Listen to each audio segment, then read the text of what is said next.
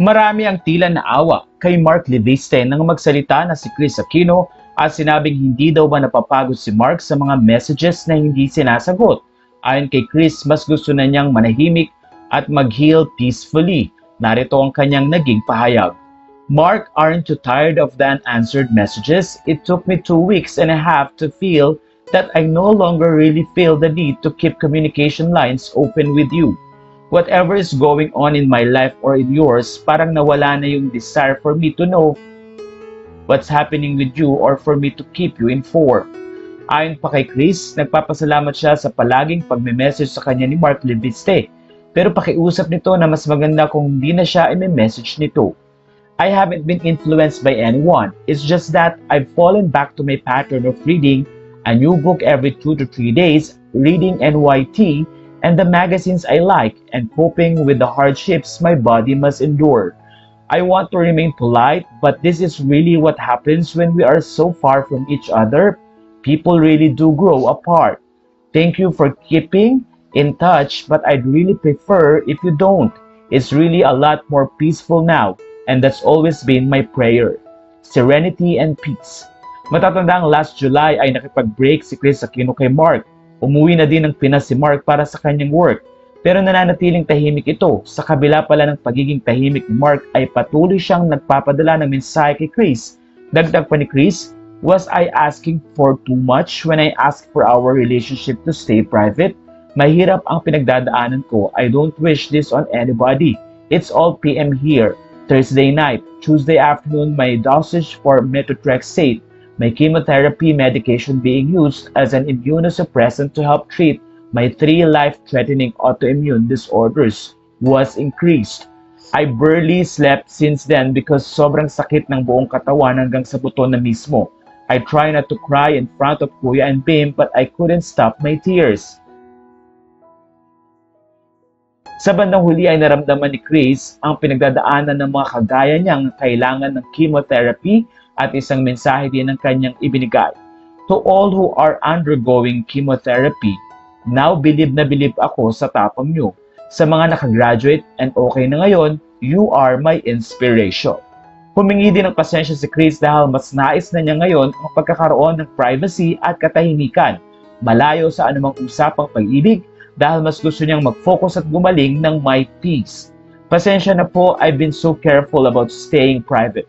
I never posted details. Ang problema, nagising ako sa katotohanan na kung talagang minahal ako at alam na sumuko na ako sa LDR, bakit hindi kinayang ibigay yung katahimikan na kailangan ko for my emotional wellness, lessen anxiety, and my chance for peaceful healing journey. Kaya naman ayon sa mga netizen, mukhang gusto na talaga ni Kris at hiling niya kay Mark na tantanan na siya nito at makapag-focus nga si Kris sa kanyang pagpapagaling. Matatanda ang isa sa mga prayers ni Kris ay gumaling para mas makasama pa niya ang kanyang 2 anak na sina Bimby at Joshua. Dahil ayon nga kay Kris, kung mawawala siya ngayon, hindi pa ready si Bim para alagaan ang kanyang kuya at ang mga bagay na dapat asikasuhin nito. Sa puntong ito ay mas mukhang gagaling si Kris Aquino kung wala siyang iniisip na ano paman dahil nagdadagdag na ito sa kanyang anxiety and stress. Inamin din ni Kris na masakit ang gamutang nararanasan niya, lalo't mas marami na ngayon ang dosage na ibinibigay sa kanya. Ayon kay Kris, abot hanggang buto ang sakit na nararamdaman tuwing bibigyan siya ng nasabing gamot na kung saan ay kailangan para maiwasan ang 3 life-threatening na autoimmune disease na ngayon ay na kay Kris Aquino.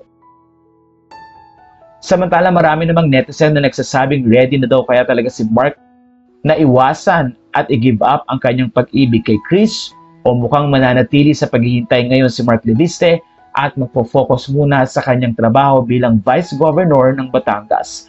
Matatandang kamakailan na nagbigay si Kris Aquino ng ilang donation para sa project na e-library ng anak ni Mark Leviste, kaya naman patuloy ang kanilang communication. Pero base na rin sa report na ito at sinabi ni Kris Aquino, mukhang nahihirapan na siya sa long-distance relationship at ang hiling lang niya kay Mark ay manatili itong tahimik at bigyan din ng pagkakataon si Kris na mag-recuperate without the noise of everything. Hindi man nararamdaman ng tao ang hirap pisikal na meron si Kris ngayon, pero alam nila ang pinagdadaanan nito.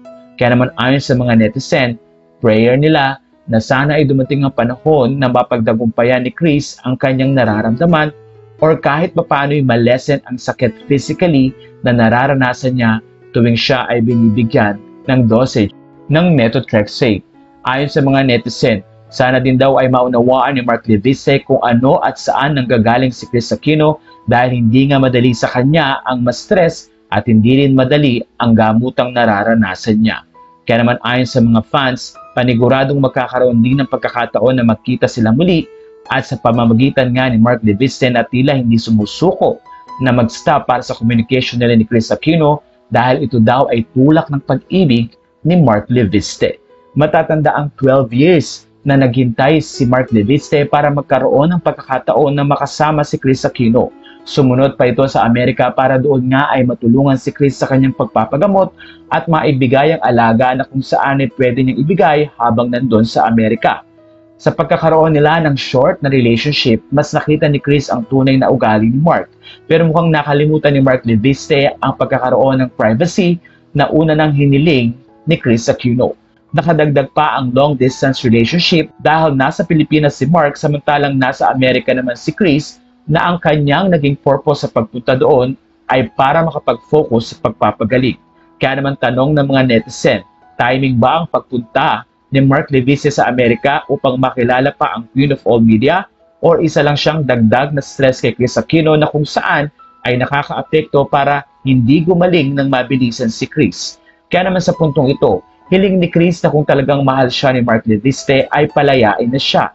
Kahit na makikita natin kung gaano kamahal talaga ni Mark si Kris sa pamamagitan ng pag-aalaga, pero sa pagkakataong ito ay mismong si Kris Aquino na ang umihiling kay Mark na kahit papaano nga ay iwasan na siya dahil mukhang hindi nagsasawa si Mark kahit hindi nagre-reply si Kris Aquino sa kanyang messages.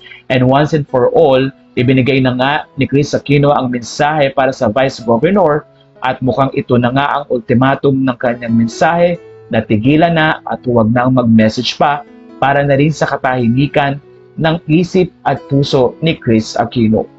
Well, sa puntong ito naman ay hindi rin natin alam kung paano ipapakita ni Mark Leviste ang tunay niyang pagmamahal gayong umiiwas na at ayaw na nga mag-reply ni Kris Aquino. Marami na natuwang netizen dahil nilinaw ni Kris at nagbigay ng mensahe para kay Mark Leviste at kung ano ang magiging next step sa napakagandang pag-ibig sana na wini-wish ng lahat. Well, sa puntong ito ay manatili lang po kayo nakasubscribe para po sa mga update tungkol sa story na ito at pag-ibig ni Kris Aquino at Mark Leviste.